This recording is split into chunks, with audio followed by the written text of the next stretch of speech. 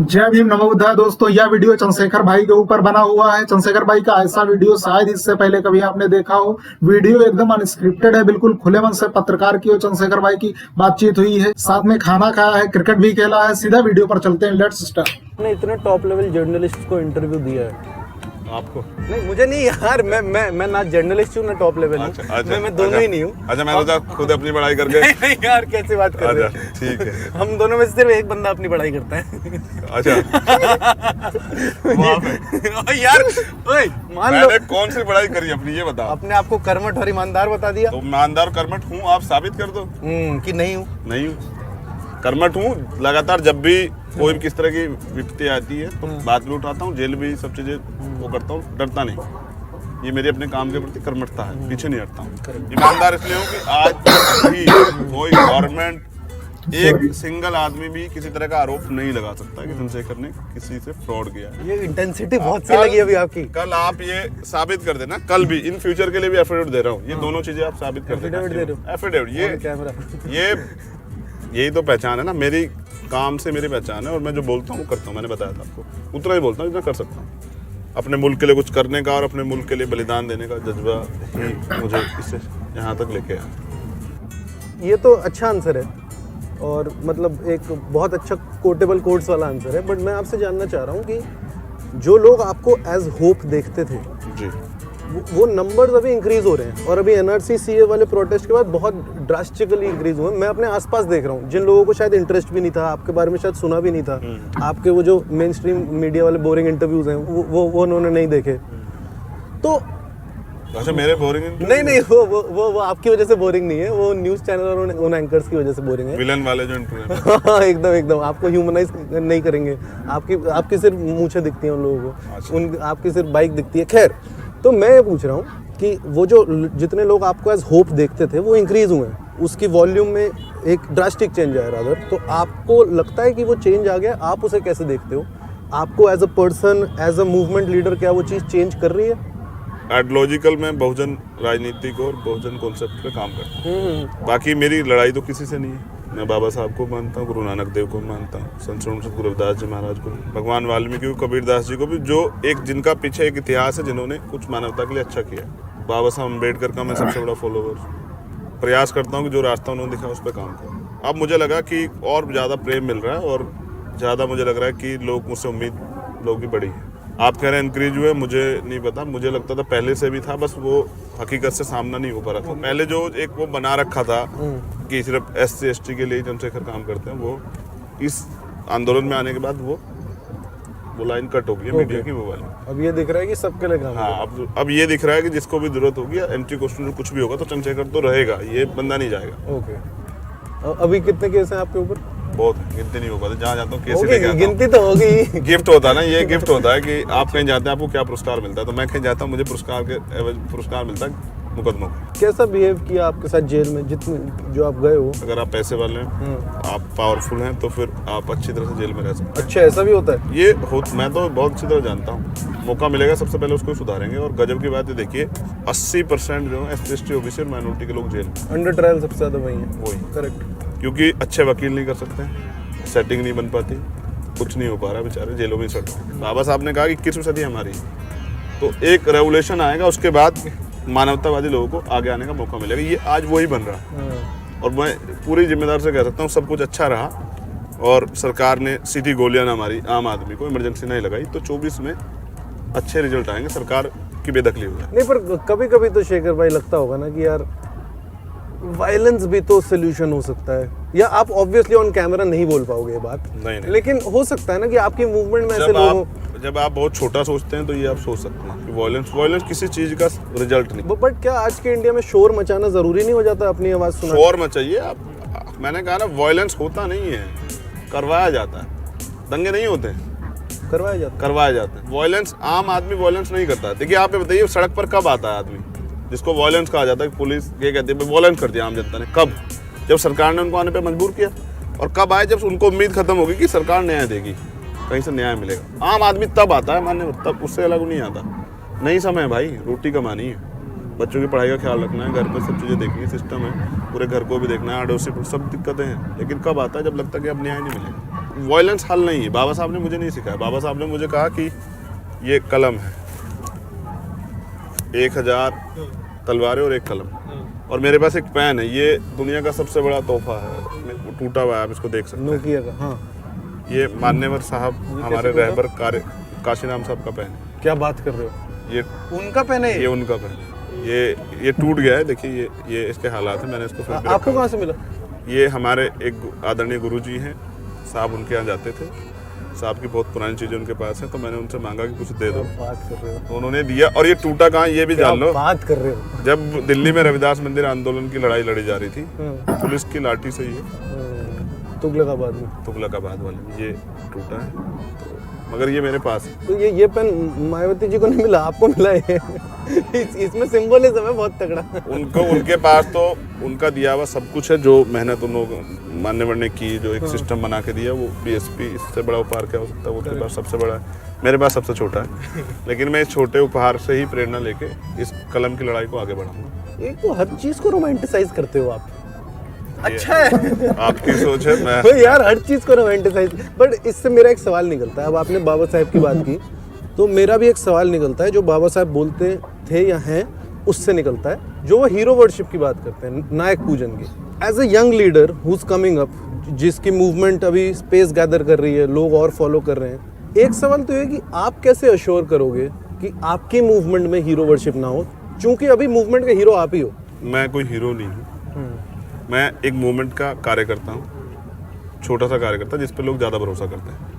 और मैं तैयार कर रहा हूँ कि ऐसे और बहुत सारे कार्यकर्ता तैयार हो जाएं जो समाज के प्रति अच्छी संवेदना रखते हैं, समाज के प्रति। अभी जो रिलेटेबिलिटी आपकी है, वो जो फेस आपका है, मेरे पास भी हर स्टेट में एज ए लीडर हमने बहुत सारे लोगों को अपॉइंट किया है, जो स्टेट प्रेसिडेंट है। हमारे खुद के भीम आर्मी के राष्ट्रीय अध्यक्ष भी हैं, वो भी अपने सबको अलग अलग हमने काम बांटा हुआ है। वो अपना काम करता है, मैं अपना काम करता हूँ। जहाँ मेरी जरूरत है मैं जाता हूँ, जहाँ उनकी जरूरत है वो जाता हूँ। हीरो वर्शिप नहीं होनी चाहिए, बिल्कुल सही है। बस हमारी जिम्मेदारी ये है कि देर और मेहनत करके हम अच्छे लोगों को तैयार करें। मूवमेंट भी नहीं खराब होनी चाहिए, ये भी बहुत जरूरी है। आदमी ईमानदारी से काम कर रहा है सिद्धांत के, तब तक उसको सपोर्ट करें। जब वो सिद्धांत छोड़ दे तो उसको भी समाज को छोड़ देना चाहिए। और समाज का एक प्रेशर रहना चाहिए सब लोगों के ऊपर कि कोई भी आदमी ताना चाह के काम ना करे। ऑन कैमरा अच्छी लगती है बात, बट ऑनेस्टली ऐसा ही सोचते ये हो? ऑनेस्टली बिल्कुल मेरी तरफ से ये पूरी मजबूती से और पूरी जिम्मेदारी से बात कही जा रही है। अजीब सा सिस्टम है इस मुल्क में, जो आदमी से प्रेम नहीं करता, जानवर से प्रेम करता है। मैंने एक स्टोरी आपकी देखी, मैं उसको देख नहीं पाया। एक आपका वीडियो जो है वो दलितों के ऊपर, उनके काम के ऊपर, सफाई कर्मचारी। करेक्ट, मैनुअल स्कैवेंजर्स पे। हाँ, हर दलित जो है सफाई कर्मचारी नहीं होता, लेकिन हर सफाई कर्मचारी दलित होता है। ये एक कॉन्सेप्ट जो है, या जिस तरह का डिस्क्रिमिनेशन देश के अंदर है जाति को लेके, इस पे कोई नेता कभी बात नहीं करेगा, मेन स्ट्रीम से कभी नहीं कोई बोलेगा। मैंने देख लिया है। मान्यवर साहब काशीराम का जो एक पूरा बहुजन समाज का कॉन्सेप्ट था, उसने बहुत ताकत दी।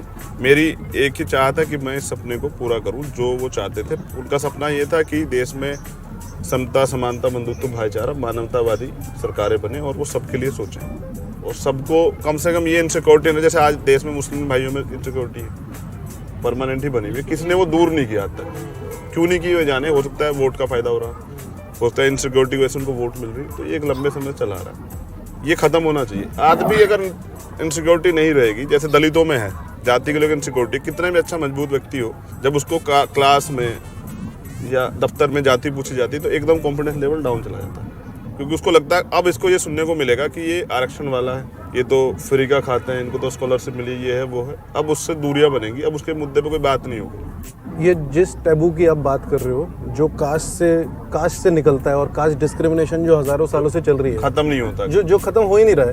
अब इसमें मैं अगर एक अपने आसपास लोगों को देखूं, जो मेरे ऑफिस में काम करते हैं, जो मेरे रिश्तेदार भी हैं, जिनके कोई स्ट्रॉन्ग पॉलिटिकल बिलीफ्स नहीं है कि आरएसएस हैं या कांग्रेस या आम आदमी पार्टी हैं, वो बस अपना जीवन जी रहे हैं, उनमें एक माइंडसेट है कि यार आरक्षण क्यों चाहिए।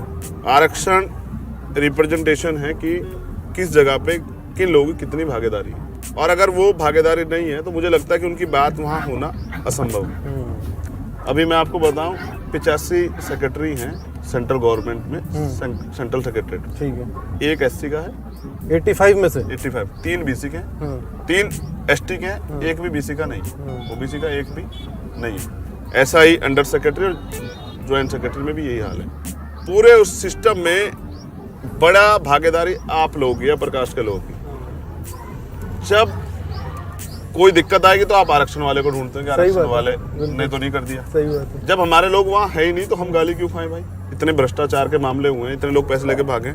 आप एक रिकॉर्ड चेक करके देखना कितने SC/ST और OBC के लोग, सारे तो ज्यादातर गुजराती है तो खूब पैसा लेके गायब हो गए। ठीक है, तो एक दलित जज आया है कभी 10 साल अगर 20 एक आ साल गया तो इतनी बड़ी अचीवमेंट मानी एक जाती है। उसको ब्रेकिंग न्यूज होती है। ये कोई टॉप करता है तो ऐसा होता है ब्रेकिंग, ये दलित ने कैसे कर दिया। हाँ। जब तक आप किसी को आगे बढ़ने का मौका नहीं देंगे, 10 हजारों साल से एजुकेशन से दूर रखा गया SC/ST OBC को। आज वो चाहते हैं कि अपने देश में के विकास में भूमिका अदा करें, आप उनको चाहिए ना मौका दें। इनकी जिम्मेदारी बनती है ना कि ये जाएं सेना में जाएं, ये IAS IPS बने, ये जाके वहाँ देश की आपको आगे बढ़ाने में प्रत्येक व्यक्ति जिम्मेदारी है, उसमें जिम्मेदारी अदा करे। क्या दिक्कत है किसी को? रिजर्वेशन अमेरिका में भी है, ब्लैक्स के लिए रिजर्वेशन है, करेक्ट। क्योंकि वो चाहते हैं उनका भी मेन स्ट्रीम में उनके लोग भी हैं, उनकी बात हो, उनको मौका मिले, जितनी भी इंडस्ट्री हैं सब में वो लोग आए। तो ये एक सिस्टम इसलिए बनाया कि सब लोगों को आगे बढ़ने का मौका मिल जाए। एक गांव में 10 लोग रहते हैं, एक ही जाति के, एक अदर जाति का एक व्यक्ति रहता है। ठीक है। कैसे आप वो करोगे कि उसके साथ वहाँ जब उसके साथ कोई दिक्कत आएगी तो उसके साथ उसको रिजल्ट उसके साथ उसको न्याय मिलेगा? ये कैसे आप ब्रीफ करेंगे? आप सोचे सारे पद एक को देके और फिर बाकी लोगों को छोड़ दे पीछे कि ये लोग नीचे काम करें, ऐसी अवधारणा लेके चलेंगे तो फिर कैसे? मतलब हर सेक्शन को अगर जस्टिस मिलना है तो हर सेक्शन की रिप्रेजेंटेशन होनी पड़ेगी। जरूरी। तो आप चल के देखिए हमारे लोगों के घरों के हालात, क्या हालात। रोटी एक टाइम तब मिलती है जब आप काम करने जाते हैं। गांव में आज भी लाइट नहीं है, बहुत सारी कोई फैसिलिटी नहीं है, उसके बावजूद भी बच्चे आगे निकल के आते हैं। तो एक ही सिस्टम बनता है कि रिजर्व सीटों पे थोड़ा सा उनको मौका मिल जाता है, पढ़ाई में भी, नियुक्ति में भी, सब चीज़ों। SC/ST OBC की माइनॉरिटी की लड़कियों के साथ रोज रेप होते हैं। आप आंकड़े उठा के देख लीजिए कितने रेप होते हैं रोज, हर 1 मिनट, हर 60 मिनट में एक रेप होता है। कितनी बार चर्चा होती है। जब हमारे लोग ही नहीं है, हमें लगता है चर्चा हो ही नहीं सकती ना। इसलिए सोशल मीडिया की जरूरत पड़ी, इसलिए बहुजन मीडिया के यूट्यूबर्स की जरूरत पड़ी कि चलो यार ये तो सही आवाज़ उठा देंगे। तो मैं सिस्टम को तोड़ देना चाहता हूँ। जब आप ये बोल रहे हो कि आप सिस्टम को तोड़ देना चाहते हो, इसका मतलब रियल लाइफ मतलब क्या होगा? मतलब मैं प्रयास करूँगा कि ये जो कमज़ोर लोग हैं, हाँ। इनको भी राजनीति में आगे बढ़ने का मौका मिले और ये सरकारों में आके बैठें और पूरे देश के लिए काम करें। अडानी अंबानी के 4-4 लाख करोड़ के लोन माफ हो जाते हैं, 10,000 रुपये पे किसान को जेल में भेज दिया जाता है। उनकी बात नहीं हो रही है ना, क्योंकि किसान नहीं है ना वहाँ। लोकसभा में किसान नहीं बैठा ना भाई। अगर आपने कोई बिजनेस स्टेबल किया, आप जिस रेट में चाहे उसे बेचें, लेकिन किसान नहीं बेचेगा। किसान को उसकी एक्चुअल कीमत नहीं, वही मिलेगी जिस पर सरकार राजी। ये क्यों? आप आइए ना खेत में मेहनत करने, पता लगेगा ना। आप सर्दी में पानी देते हैं, जब खेत में काम करते हैं, जाते हैं रात को, सोत कभी टिड्डी आ जाएगी, कभी गाय आके खाने लग जाएगी, कभी और जानवर घुस जाएंगे, कभी नील गाय आ जाएगी। ठीक, इससे बचाना पड़ेगा। फिर पानी ना मिले समय पे, प्राकृतिक मार भी है, ओला पड़ जाए, बारिश हो जाए, फसल के समय, ये भी है। कभी क्यों उनके मुद्दों पे बात नहीं होती? क्योंकि वो इस मेन स्ट्रीम से हटे हुए हैं, उनकी रिप्रेजेंटेशन नहीं है। अगेन तो वो होगी तो फिर मुझे लग रहा है कि बात होगी उनकी। फिल्में देखते हो आप? बहुत कम, मौका नहीं मिलता, समय नहीं मिलता। मौका नहीं मिलता। लास्ट कौन सी देखी? आर्टिकल 15 मत बोलना प्लीज, एकदम स्टीरियोटिपिकल आंसर हो जाएगा। नाम निकल रहा है दिमाग से, तापसी पन्नू की movie। तापसी पन्नू का तो हमारा इंटरव्यू आया अभी, वो जरूर देखें। पर नहीं, तापसी वो पन्नू की उनकी एक मूवी थी, सांड की आंख, शबाना। नाम शबाना। अभी फ्लाइट में था तो नेटफ्लिक्स पे मैं कुछ ढूंढ रहा था, कुछ मिल जाए, टाइम पास हो जाए। लंबी फ्लाइट थी अच्छा, केरल से आने, तब मैंने वो नेटफ्लिक्स पे डाउनलोड किया, उसको मैंने देखा। टाइम पास भी करना था लेकिन अच्छा था। अच्छा, ये जो नेटफ्लिक्स अकाउंट है आपका अपना या फिर जो भीम आर्मी है उसका एक अकाउंट है? नहीं, मेरा कोई अपना कुछ नहीं है, वो साथियों के अकाउंट है। मैंने उनसे कहा कि एक बात उनकी मुझे भी दे दो, मैं भी कर लूँ, मुझे जानकारी भी नहीं थी। तो उन्होंने कहा कि 5 लोग इसको कर सकते हैं, तो मैं ठीक है, फिर हमें भी दो तो हम वो कर लें। एक मूवी मैंने अभी उसी के जस्ट बाद मेरे याद है, सूरमा देखी। हाँ, सूरमा भी अच्छी है, वो उसमें भी तापसी है। मैंने कहा ना, जो पिक्चरें मतलब देश के प्रति कुछ, जिसमें अपने देश के तिरंगे की, जिसमें अपने देश की, मुल्क के मान सम्मान की बात हो। मैंने शाहरुख खान की मूवी देख, चक दे, कॉल देखी मैंने। ये मूवी मेरी फेवरेट उसमें आती है पूरी, जिसमें देश की बात होती तो वो जज्बात बनते हैं। हाँ। आज जो मुल्क का बना दिया गया है पूरा स्ट्रक्चर, आपका सच में फीलिंग है या आपको लगता है ये बातें करूंगा तो अच्छा लगेगा ऑन कैमरा? ये सच में आप ऐसे ही सोचते हो क्या? आप फोन पे बात नहीं कर रहे, मुझसे भी मेरे सामने बैठे हैं, मैं सामने बात कर रहा हूं। नहीं, फिर भी आप... मेरे जो लोग साथ रहते हैं वो अच्छी तरह जानते हैं इस बात को। हमेशा मैं एनसीसी कैंडिडेट हूँ, मैंने एनसीसी मतलब सच में इतनी फीलिंग है? जब मौका मिलेगा करके भी दिखाएंगे। ओ यार क्या बंदे हो। क्या इंडियन पॉलिटिक्स ऐसी। हाँ क्रिकेट खेल सकते हैं यार, हाँ खेल सकते हैं अगर टाइम है, हमारे पास टाइम है तो खेलेंगे। और अगर आजाद भाई खेलना चाहें, ऐसा नहीं ना कि उनको हम फोर्स कर रहे हैं कि क्रिकेट खेलें। आप बॉल कराओगे तो खेलेंगे, मैं बॉलिंग कराऊंगा। फिर तो खेलें, फिर तो कोई टेंशन नहीं, ले लो। हाँ आप बात कर लो अपनी आपको टीम 2 से। बजे निकलना है ना? हाँ 2 बजे। तो ठीक है, थोड़ा मतलब अब हम घर से 3 किलोमीटर दूर हैं। ठीक है 10 मिनट।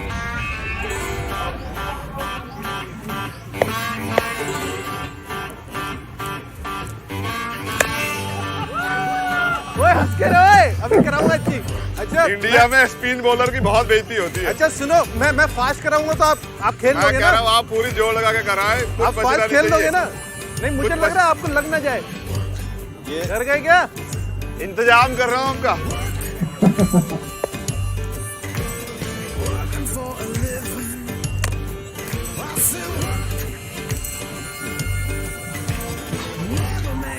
Out out. ये चीटिंग हुई।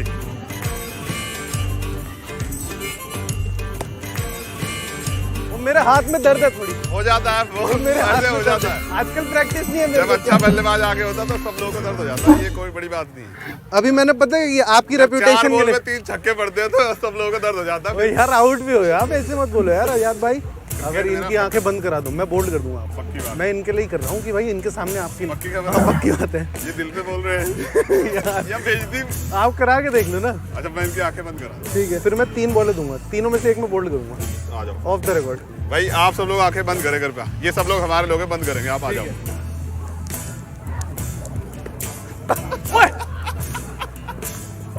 पकड़ो। भाई वाह गजब। बोल्ड की तय हुई थी ब्रदर, आउट तो हो गए। बोल्ड की तय हुई थी। देख लो, नहीं नहीं अपने नहीं, आप बोल्ड पे। की तय हुई थी, बोल्ड की तय हुई थी, ये तय हुई थी आउट बोल्ड हुए की। कि नहीं हुए? आउट हुए कि नहीं हुए? ये तो देख ही नहीं रहे, इससे क्यों पूछ रहे हो? ये तो देख ही नहीं रहे, तय बोल्ड की हुई थी।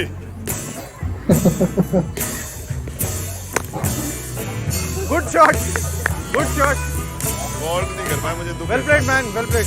6 बॉलों में 2 बार आउट किया मैंने। हो गया चलो चले इंटरव्यू करते हैं। वेल प्लेड, सब ताली मारेंगे। ये लो। Very cooperative audience. जबरदस्त एफर्ट था, मैं इसके लिए तो बिल्कुल वो करूँगा। मुझे ये अच्छा लगा कि आप हर फील्ड में अच्छा काम करते हैं। बचपन से एथलीट। आपकी अलग पर्सनालिटी की अलग साइड दिखी अभी मेरे को, जो मस्ती कर रहे थे आप। वो क्रिकेट में ही होती है। यार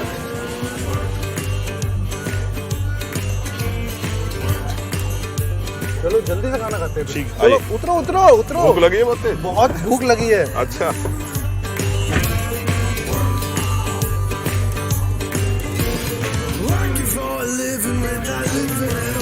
मिले हो कभी बहन जी से? नहीं मिले हो? नहीं नहीं बनती ना उनसे। ये कैमरा पे करते ना यार। बहुत प्रयास देखो किया हंस रहा हूँ, नहीं हंस रहा हूँ। बहुत प्रयास किए मिलने के, लेकिन इसमें सफलता नहीं मिल पाई। नहीं ओ यार भाई क्या चल रहा है? रोल मास्टर रोल है। कितनी देर से रोलिंग है? अच्छा ये फिर आया बहन जी वाला आ गया। आपको पता है ना आपकी एक इमेज है ऐसी कि भीम आर्मी में वायलेंस करते हैं, उसको आप कैसे टैकल करते हो? मैं एक बड़ी न्यूज़ चली थी कि पिछली बार जब सहारनपुर में वायलेंस हुआ था, सहारनपुर में हमारे लोगों के साथ बहुत एट्रोसिटी हुई थी, तो उसके बाद चला था कि 50 करोड़ रुपए चंद्रशेखर के खाते में आए। मुझे लगा कि सीरियसली मुझे लगा सीरियसली कि यार ऐसा भी होता है कि 2 स्ट्रेटजी थी उससे कि इन्होंने बदनाम करने के लिए डाल ना दिया। फिर मैंने किसी को भेजा कि चेक करो अकाउंट जाके, तो वो 900 कुछ रुपए थे नोट। तो मुझे लगा कि यार ये इतना बड़ा झूठ कैसे हो, और फिर आप बोल नहीं सकते हैं। मतलब झूठी न्यूज़ चलाने पे मीडिया के खिलाफ कार्रवाई होनी चाहिए, नहीं चाहिए, बहुत लोग देख रहे हैं और फिर लोग अपना उसी पे ओपिनियन ओरा बनाते हैं, ओपिनियन बनाते हैं। ये खाना खाएं पहले ये? बिल्कुल जरूर। नहीं खाना खाते हो बात करते हो आप? नहीं करते हो?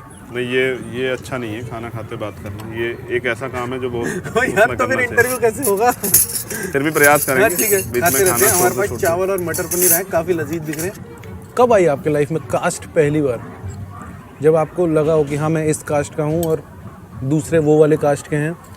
जब स्कूल में गया थोड़ी सी ज्ञान आया और बस चीज़ें समझनी स्टार्ट हुई। 10-12 साल की एज रही होगी, 10-11 साल की, तभी समझ आई जाति भी चीज़ होती है। जब क्लास में सब बच्चों के सामने टीचर ये कह दे कि ये तो वजीफ़ा लेने के लिए आते हैं, आपके साथ हुआ है? जब आपको सरेआम बेइज्जत किया जाए उन लोगों के बीच में जहाँ आपको रोज आना है, उसी ने आज चंद्रशेखर को इतना ताकतवर बना दिया कि फिर मुझे बताना पड़ा कि मैं कौन हूँ। आप अपनी मूवमेंट में कैसे इंश्योर कर रहे हो कि ये खत्म हो? रिप्रेजेंटेशन भीम आर्मी में क्या है, मतलब किस टाइप, और जो आप पार्टी बनाने जा रहे हो उसमें आप कैसे इंश्योर करोगे रिप्रेजेंटेशन? जिसकी इतनी संख्या भारी उसकी इतनी हिस्सेदारी। पक्की बात? पक्की बात, पॉपुलेशन के हिसाब से रिप्रेजेंटेशन? बिल्कुल। इसलिए तो मतलब 50% औरतों की रिजर्वेशन ऑफिस बेरर पोस्ट में? ऑफिस बियर्स में नहीं, नेतृत्व में भी। कभी तो रहा होगा ना जब आपने सोचा यार नहीं, मुझे मूवमेंट नहीं करनी, मुझे सिर्फ अपनी लाइफ जीनी है, मुझे एज अ कलेक्टिव नहीं रहना। एक बहुजन मिशनरी का कोई व्यक्ति का जीवन नहीं होता है। आप कभी अकेले जाके खुले में सांस नहीं ले सकते, क्योंकि आपने विरोधी स्ट्रक्चर भी खड़ा कर दिया अपनी बातों से, जो आपको नुकसान भी पहुंचा सकता है। एक नेता बड़े लंबे समय में तैयार होता है। मुझसे भी कहते हैं आपको 10 साल 20 साल लगे मैं तैयार करने में, अपनी अब आप कोई गलती ना करे तो अच्छा होगा। भगवान में मानते हो आप? कहाँ है? जब छोटे छोटे बच्चों का रेप होता है क्यों नहीं सुनता? जब महिलाओं को तरह तरह सताया जाए, जब कमजोर लोगों को कोई ताकतवर आदमी आके लाठी डंडे तलवारों से मारता क्यों नहीं सुनता? क्यों भेदभाव करता है? मंदिर जाने पर जब रोका जाता क्यों नहीं बोलता? बाहर निकल कर क्यों नहीं कहता कि नहीं ये भी भक्त है, इसको भी आने दो? जब सताया जाता है, इतना डिस्क्रिमिनेशन होता है, जब तरह तरह के वो होते हैं, जब इतनी विपत्ताएं आती हैं, क्यों नहीं बीच में आके खड़ा होता? मैं किसी की आस्था को ठेस नहीं पहुंचाना चाहता, जो मुझे लगता है मैं वो बोल रहा हूँ। बुरा मत मानना। क्यों बुरा मानूं? फिल्मी कैरेक्टर टाइप हो आप। मैं ऐसी मेरे को फील आई है, प्लीज ऑफेंड मत होना। आपके घर में आप ऑफेंड हो जाओगे तो हमारे लिए दिक्कत हो जाएगी। मैं दिल्ली आके नहीं ऑफेंड होता भाई। नहीं फिर भी बात ये नहीं है, कथनी और करनी में फर्क नहीं होना चाहिए। करेक्ट। ये है तो फिर आप इस कहीं ना कहीं झूठ बोल रहे हैं। मैंने कहा कि मुझे बनाने में हजारों लोगों की मेहनत है, तो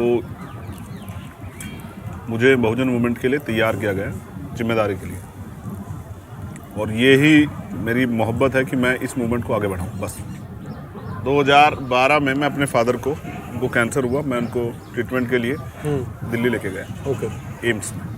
वो बहुत पेन से परेशान थे, वो लेटना चाहते थे लेकिन जगह नहीं थी कोई भी। एक फरस पे मैंने उनको लेटा। कभी मैंने अपने घर में ये नहीं देखा था कि मेरे फादर फरस पे लेटे। वो बहुत टीचर रहे थे, रिस्पॉन्सिबल पर्सन थे, और वो सब सम्मानित व्यक्ति थे। सब पूरे क्षेत्र में उनका एक सम्मान है, एक ऑरा बना हुआ था, उसको सब लोग मेंटेन करते थे।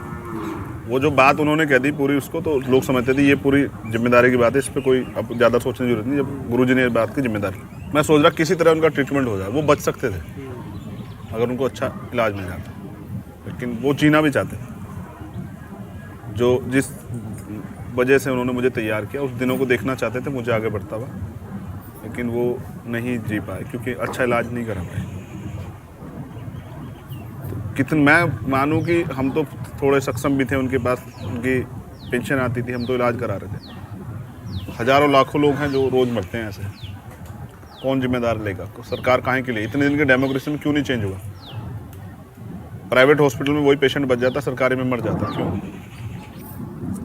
मुझे पता है बहुत लोग जो ये वीडियो देख रहे हैं इस वक्त, जब मैं बोल रहा हूँ वीडियो में, तो उस वक्त जो देख रहे होंगे वो लोग सोच रहे होंगे यार इस बंदे के पास तो स्कॉर्पियो है, इसका इतना बड़ा घर है, इसके पास गाय है। एक सवाल है लोगों में, आपको भी पता है, कि यार इसको क्यों चाहिए आरक्षण? मेन सवाल सामाजिक भागीदारी का है, रिप्रेजेंटेशन का है। भागीदारी किसकी कितनी है? मेन सवाल ये है कि सारा सिस्टम आपके हाथ में है, हम सिस्टम में कहाँ हैं, हम ये खोज रहे हैं। बस बात इस घर की नहीं है, बात है कि हमारी इतनी बड़ी आबादी का रिप्रेजेंटेशन कितना, हमारे लोग कितने वहाँ हैं जो इस सिस्टम में हिस्सेदारी करके हमारी बात रख रहे हैं, हमारे लिए नीतियाँ बना रहे हैं, हमारे लिए सोच रहे हैं। मैं शोषक से कैसे उम्मीद करूँ कि वो मेरे बारे में सोचेगा?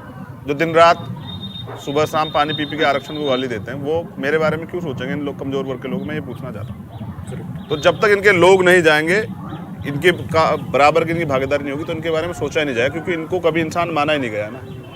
इस देश में जहाँ भ्रष्टाचार चरम सीमा पे, वहाँ काबिलियत की बात कर रहे हैं, मेरिट की बात कर रहे हैं।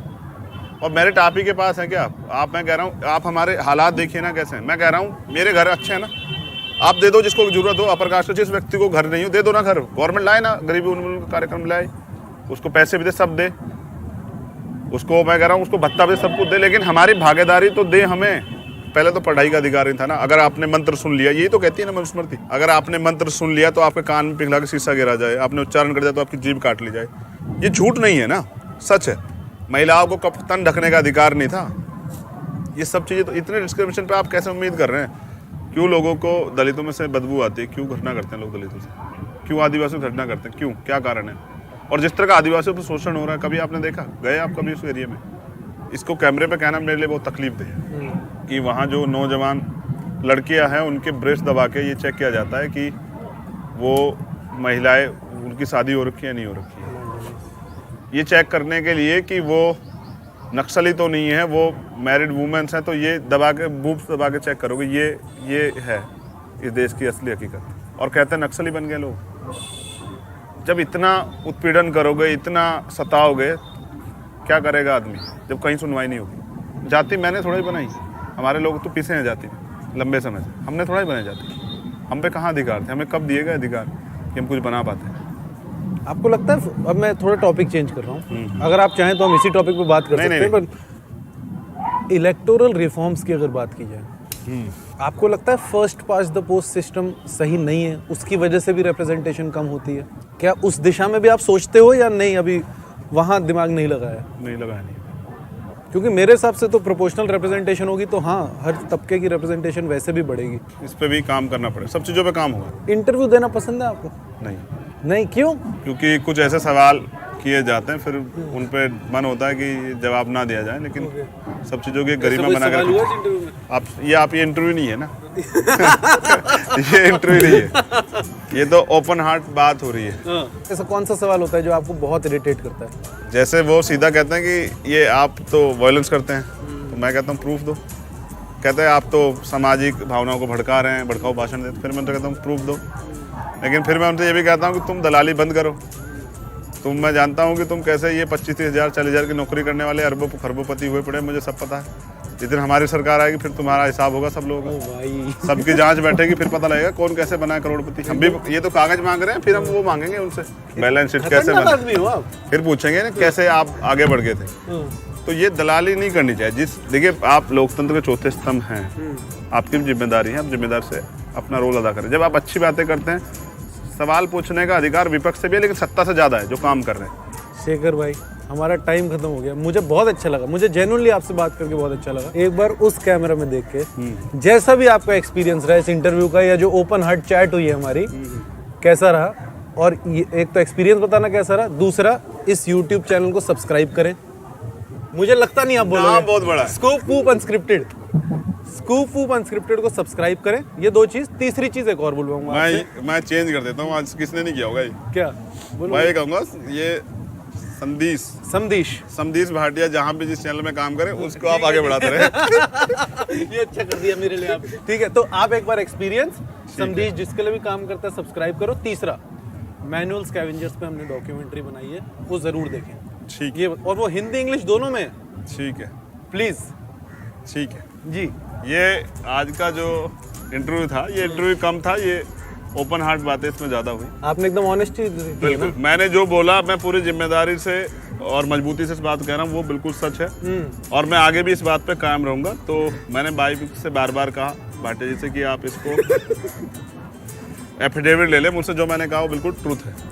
दूसरा, जहाँ भी समदीश भाटिया जी, हमारे बहुत जिम्मेदार साथी यहाँ बैठे हैं, वो जहाँ भी जिस चैनल में काम करते हो, चाहे वो अनस्क्रिप्टेड हो, चाहे वो कोई और हो जाए, या कोई और हो जाए, ये अच्छे हैं, ये अच्छे काम करते हैं, तो अच्छी बातें करते हैं, अच्छी बॉल भी फेंकते हैं, तो इनको सब्सक्राइब करें। ये आपने एकदम चीप शॉट किया है, एक बार आउट किया मैंने आपको।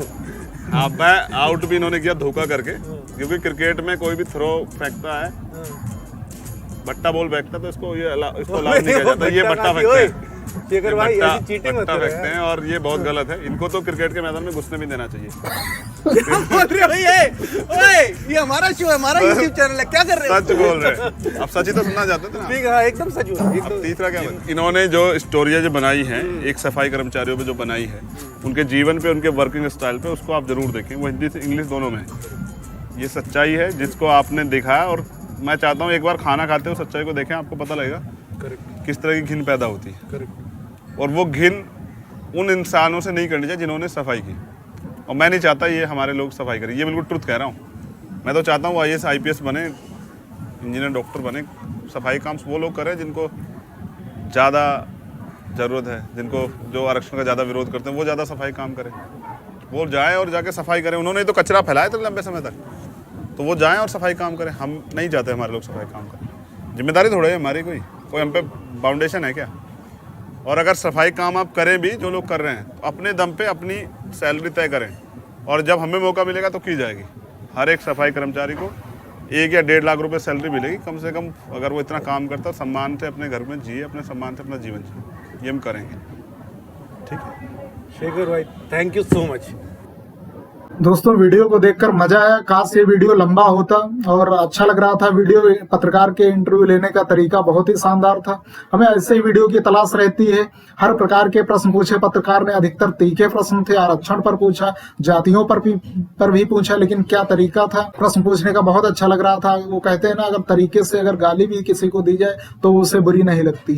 और चंद्रशेखर भाई भी मूड में थे, नेता की तरह एकदम जवाब दिया। और भाई ने एनसीसी कर रखी है, नई जानकारी मिली, अच्छा लगा। सीए एनआरसी का जिक्र किया पत्रकार ने, वाकई इसके बाद फॉलोइंग बढ़ी थी चंद्रशेखर भाई की। 1 महीने जेल में रहे मुसलमान भाइयों को चंद्रशेखर भाई से बहुत उम्मीदें इसके बाद बढ़ी थी। सीए के मुद्दे पर चंद्रशेखर भाई के सिवाय कोई नेता जेल में नहीं गया था, चाहे कोई मुसलमान नेता ही क्यों ना हो। केसेस की बात भी, मुकदमों की बात हुई चंद्रशेखर भाई के ऊपर, तो चंद्रशेखर भाई के ऊपर केसेस बहुत हैं। और जब चंद्रशेखर भाई कुछ नहीं थे, केवल अपने सहारनपुर में ही काम करते थे, तब भी उन पर कई मुकदमे थे, लगभग 27 मुकदमे थे। और इस समय तो सैकड़ों मुकदमे होंगे। क्रिकेट खेलते हुए भाई को देखकर अच्छा लगा, बिल्कुल फिट है, एकदम लंबे चौड़े हैं और कई अच्छे शॉट लगाए।